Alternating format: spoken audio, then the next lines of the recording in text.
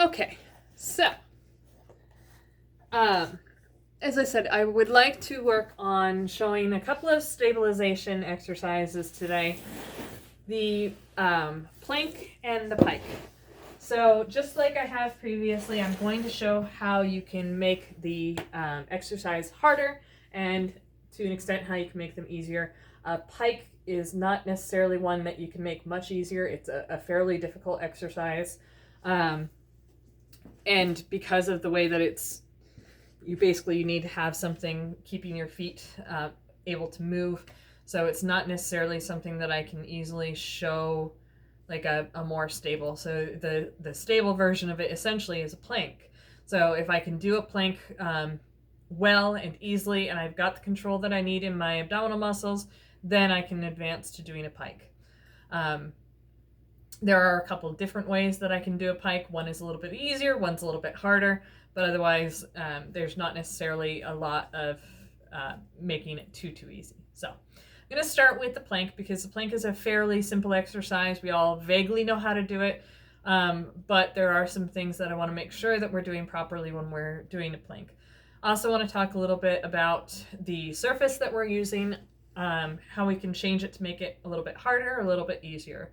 So I'm going to start with just a straight plank to just show you. I'm going to do one facing the camera and then to the side of the camera. And as I'm going along, I'm going to try and talk a little bit about body position and posture, essentially. Please bear in mind that because I'm going to be looking up at either the camera or the mirror, which is right next to the camera, my neck position is going to be completely off. You should have your neck in a neutral position, which basically means your neck should be in line with your shoulders. So please bear that in mind when you see me craning my head back or to the side. That is not how you're supposed to do a plank. So first thing I'm going to do is I'm going to show you a plank down on your forearms. So the one thing that you should be able to see, hopefully, in this view, I want my body to be as close to a straight line as possible. So I don't want my butt way up in the air here. Also don't want to arch my back, and I'm going to show that in the side position. Hopefully you'll see it a little bit better. I want my elbows to be pretty much underneath of my shoulders. I can separate my hands if I like, or I can keep them together. And again, my head should be in a neutral position in line with my shoulders. So this is going to be not necessarily the easiest. This is going to be my easiest plank position. So this one, I'm on my forearms and I'm on my knees, kind of our modified push-up position, like girls push-ups, quote unquote. This is going to be your easiest plank position because I've got less weight by going onto my knees and less weight on my arms. Okay? Then harder would be going up onto your feet. I'm going to show same thing over in this side. So as far as my position, I want my elbows underneath my shoulders. I can keep my feet down on the ground or bring my feet up. Really doesn't matter. It's going to get a similar amount of engagement. I do want to make sure that I am, no matter what, pulling my belly button towards my spine. So I want to make sure that I'm engaging. It's the muscle called transverse abdominis. If you decided to skip the video where I talked about the core muscles, then you got to miss the nice little lecture on this. But basically, I'm going to be pulling my belly button towards my spine and using that to help support my back in this position. So again, I don't want my butt coming up. I'm not doing quadruped position. Hello, very helpful.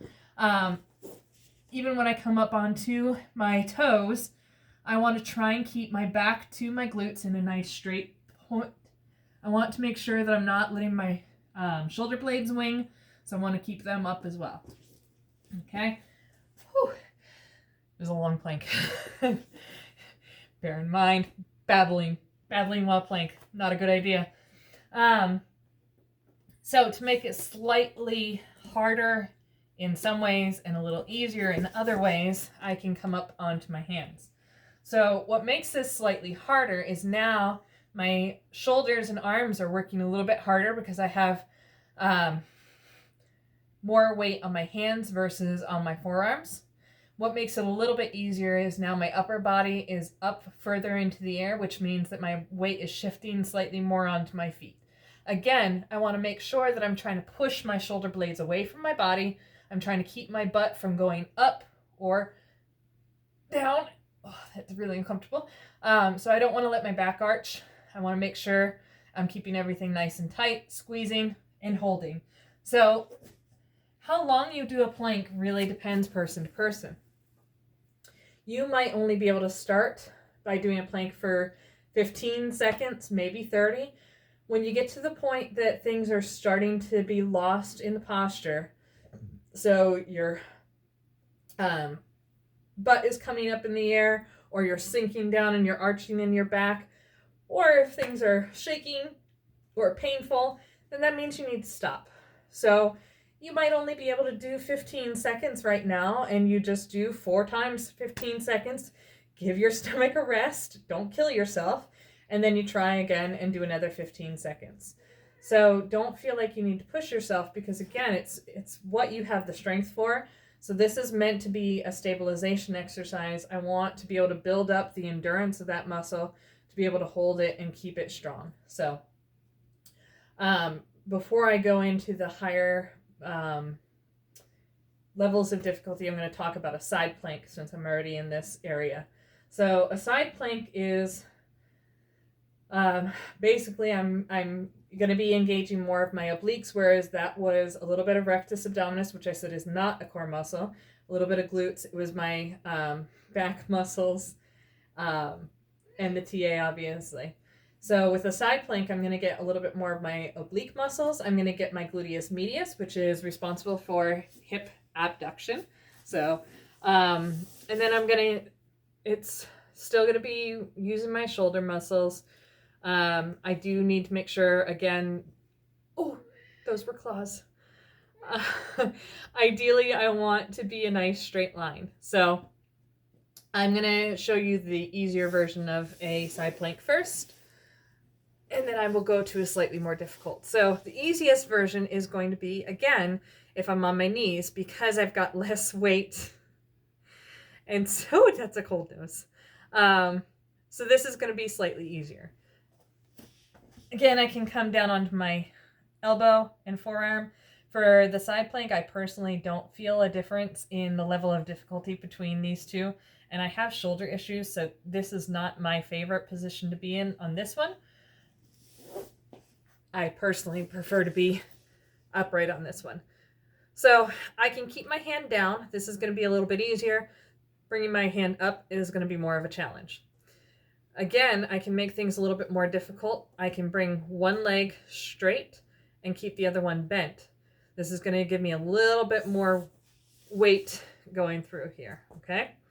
So now, if I've mastered this plank position, cat and all, I can come up into, where you can see me, a full plank. So, again, arm by my side, easier. Arm up, harder. If I really want to go for the money, which I'm not strong enough. So if you notice, sorry, bad shoulder. If you noticed how my hips started sinking as soon as I lifted that leg up, I'm not strong enough to advance to that side plank yet. I need to continue to work on my side plank as it was with my feet down and arm up. And then once I master that, I can start to lift my leg. I do have enough strength that I can do it for all of about a second, and then I start sinking. So that's what I'm talking about as far as being aware of your body mechanics and your position, because that's your body telling you, all right, well, you got this, but there you kind of lose it. So you might want to go back, make it a little easier again. You also may very likely have one side easier than the other. So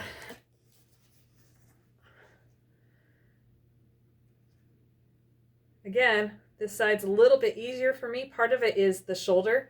I have more strength in this shoulder. It's better able to support me. And it's also a little bit in that side body.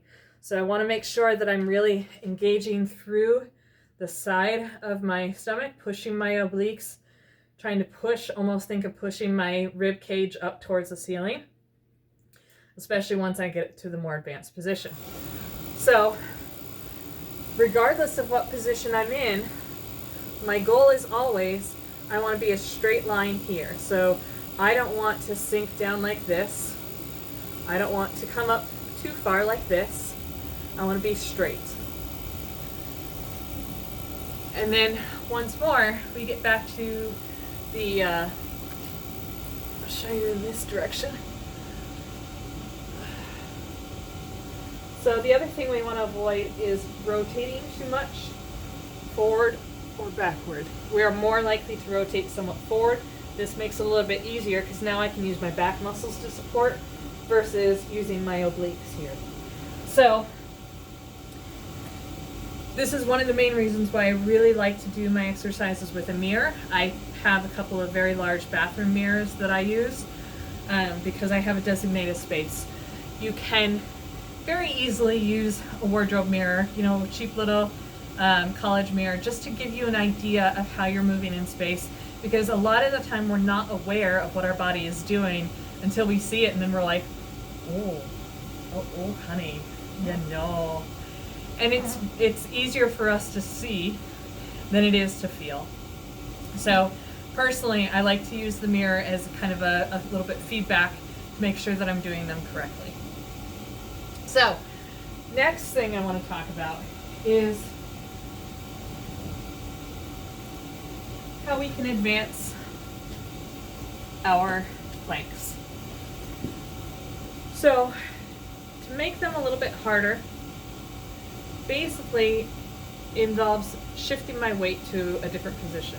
So this is actually a much easier plank to do than down on the ground because I've got my weight shifted more onto my feet. So like I was talking about before, where the difference between on my forearms versus on my hands, in a way, on my forearms is easier because I've got my weight better distributed throughout my arm. However, in a way, it's also harder because I have a lower height, which means less weight shifted back, versus when I'm up on my hands, I have my weight shifted back more, so I'm able to keep a better weight distribution, making life a little bit easier.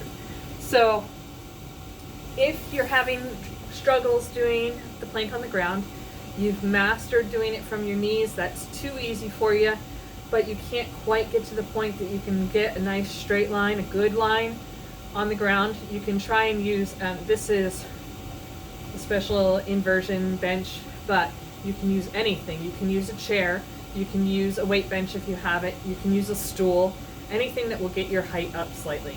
The advantage to that is then, when you're ready to advance from your regular ground plank, you can then use this to allow you to make life a little bit harder.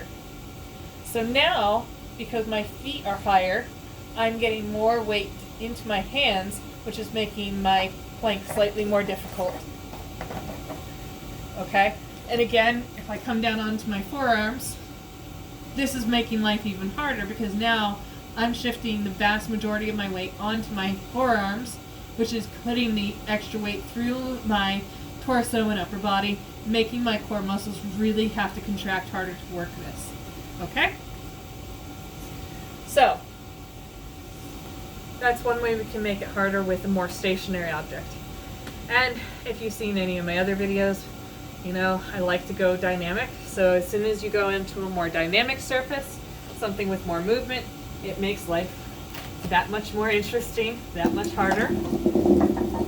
So, we've got our good old trusty physio ball. $10, $15 at Walmart, Amazon.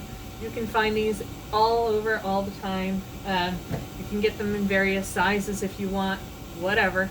I have one that's meant for my height because I like to be able to sit on it if I want to. I do some of my exercises sitting on it. So again, I have a choice in where I can put it. As we discussed, if I put it underneath my hands, that's slightly easier than putting it under my feet. Now, this is still a very difficult plank because what I'm trying to do is stabilize with my hands where it wants to go side, side, forward, back. This is a very dynamic surface. It requires much more control than the bench does. Now, if I put it under my feet,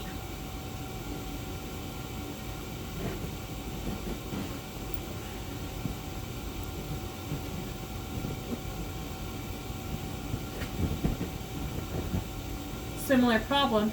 This time it's not necessarily trying to roll forward and back as much because my forearms are pretty well blocking the forward and backward movement, keeping that part of my body stationary.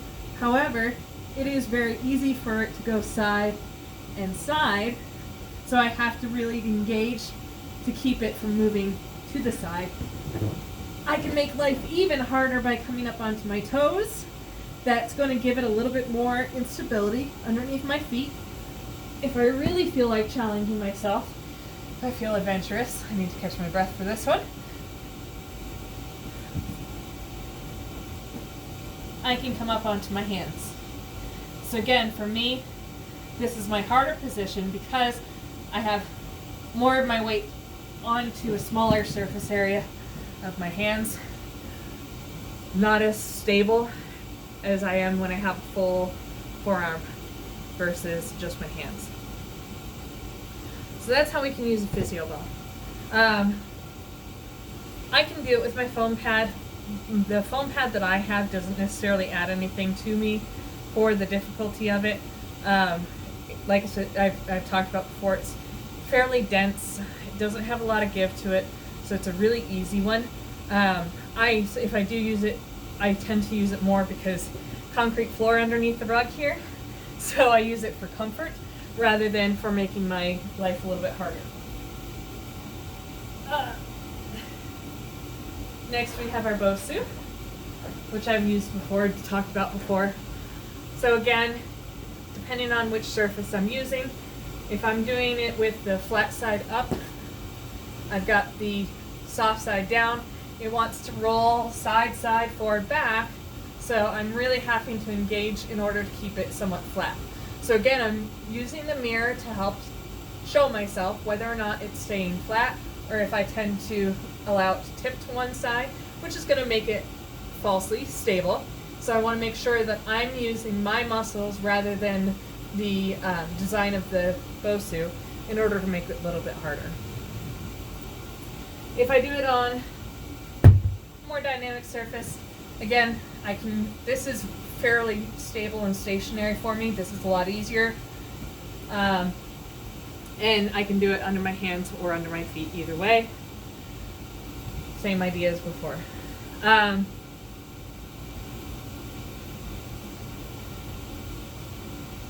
So if you don't feel like buying the $150 Bosu, I've got my little disc here we've talked about before. It does a similar movement where it wants to go all over the place, but much cheaper. It's a smaller surface and a smaller surface area. So I'm getting a similar exercise with this, similar level of difficulty. Personally, this is the ultimate challenge for me, the ball. You can also use a foam roller if you have one. Again, you can get these at pretty much any exercise equipment area, whether it's at Walmart or your Dick's Sporting Goods or whatever. So for this one,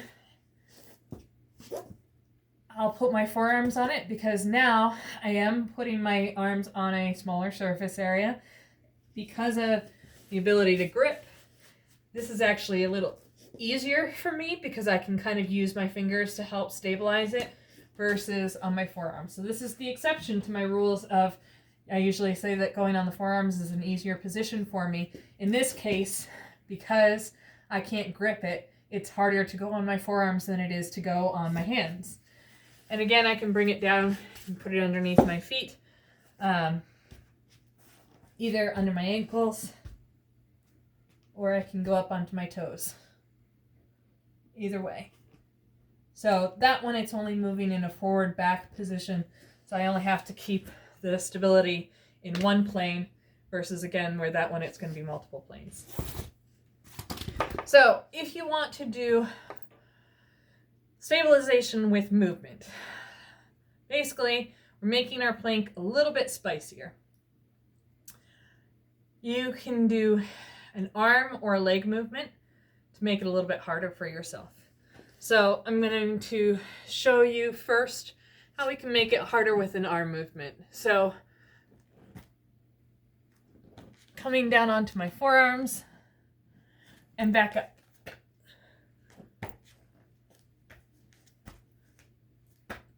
Okay, and in an ideal world, I should be able to do that without a lot of rotation. And if I do it slow enough, sometimes I can. Sometimes I can't, especially coming up. And that's because I've got arm weakness, and then this right shoulder really does not enjoy that. But that's how we can make life a little bit harder. So as these planks get a little bit easier for us, that's how we can add a movement into it to make it a little harder instead of necessarily going to a more dynamic surface. Another way we can make life a little harder, if we come into our plank position and then we lift and lift and alternate legs.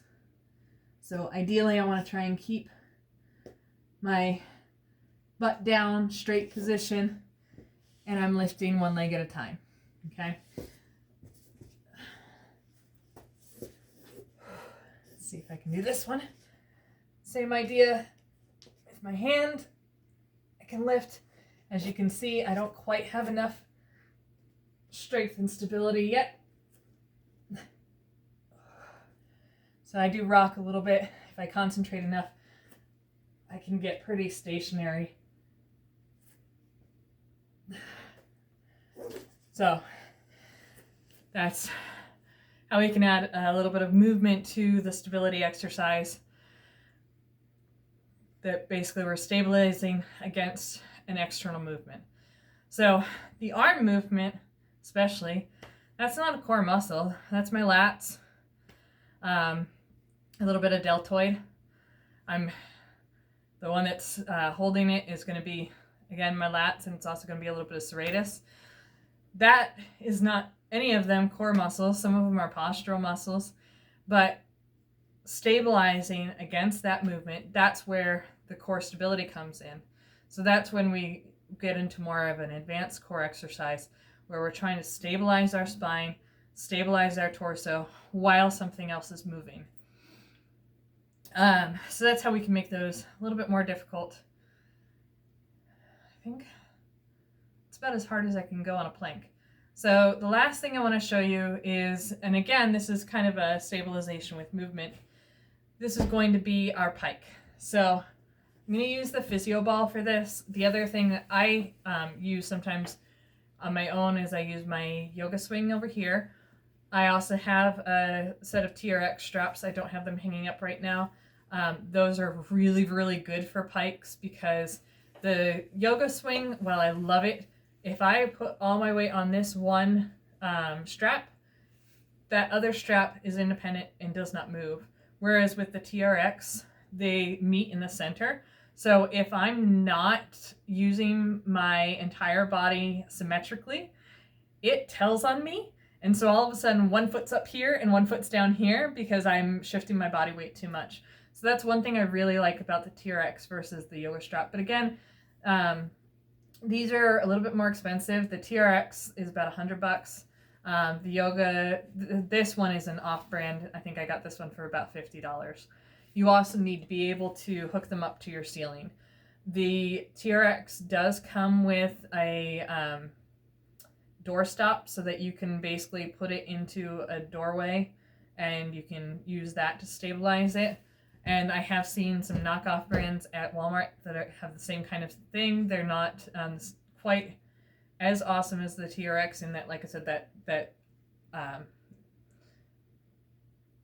combined strap movement versus isolated movement, but they're a heck of a lot cheaper. So if you want to play with something like that with the body weight supported exercises, you can look into the TRX or look for a bodyweight supported suspension strap and an off-brand, and you can find similar things.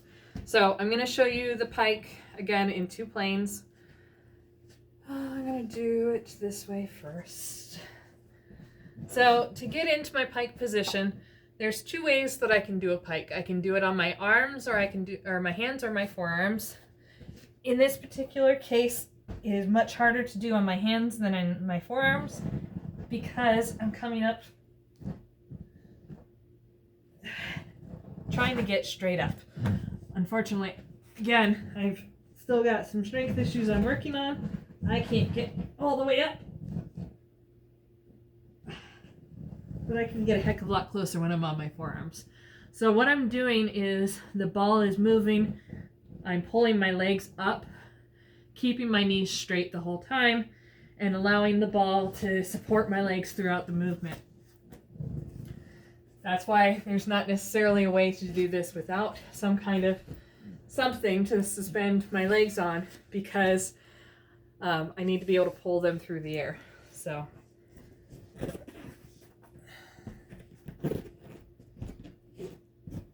I find the easiest way to start this, I like to have my whole shin on the ball,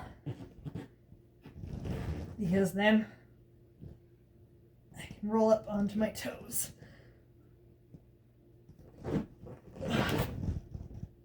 So again, I'm not strong enough to come all the way up. I'm working on it, but I'm not there yet.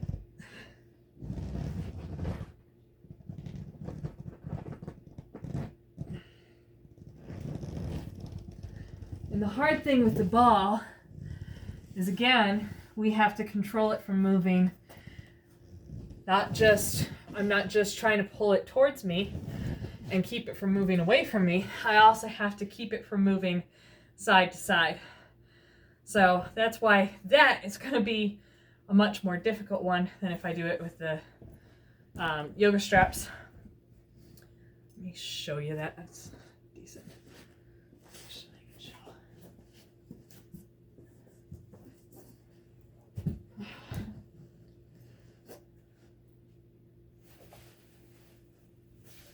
So same thing, I get my feet in there, I'm pulling up through my hips and my back, trying to get into that straight position as best I can. For this one I can come up a lot higher. I know you can't see it because I'm at a bad angle on the video, but I can come up into a nearly vertical position because there's more support to that than there is with the physio ball. So the physio ball really requires a lot more core control and core strength that I'm not quite perfect. I'm trying, not quite there. So anyway, that's regular plank, side plank, advancement of planks, and then our pike. Hope you enjoyed. Good night.